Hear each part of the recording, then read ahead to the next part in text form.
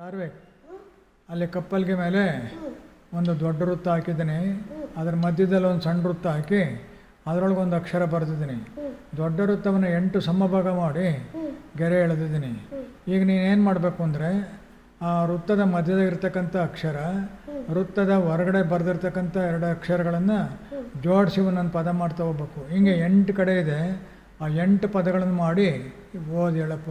ಕಟ್ಲಕ ಗಕಂಬುಗು ಸಣಿ ತ ಕಾ ಗುಣಿತ ಓ ಮತ್ತು ದೀರ್ಘ ಕಕ್ಕತುಂದಿರ್ಗಕೋ ಗಗಸುಗ್ಗಿ ಲಕೆತ್ವಲೆ ಕೋಗಿಲೆ ಕಕ್ಕತುಂದಿರ್ಗಕೋ ಡಕಮುಡು ಗ ಕೋಡುಗ ಕಕ್ಕತುಂದಿರ್ಗಕೋ ರೌಸುರಿ ಕಕೆತ್ವಕ ಕೋರಿಕೆ ಕಕ್ಕತುಂದಿರ್ಗಕೋ ಲಕೆಲಾಟ ಕೋಲಾಟ ಕಕ್ಕತುಂದಿರ್ಗಕೋ ಲಕೆತ್ವಟೆ ಲಕೆತ್ವಗೆ ಕೋಟೆಗೆ ಕಕ್ಕತುಂದಿರ್ಗಕೋ ಲಕೆತ್ವನೆ ಲಕೆತ್ವಗೆ ಕೋಣೆಗೆ ಕಕ್ಕತುಂದಿರ್ಗಕೋ ಪದ ಕೋಪದ ಕಕ್ಕತುಂದಿರ್ಗಕೋ ಔಷಧಿ ಲಕೆತ್ವಗೆ ಕೋತಿಗೆ KM ಚರಚಾಕ್ ಓಸಕತ್ವಿಕ್ KM ಚಾರ್ವಿಕ್.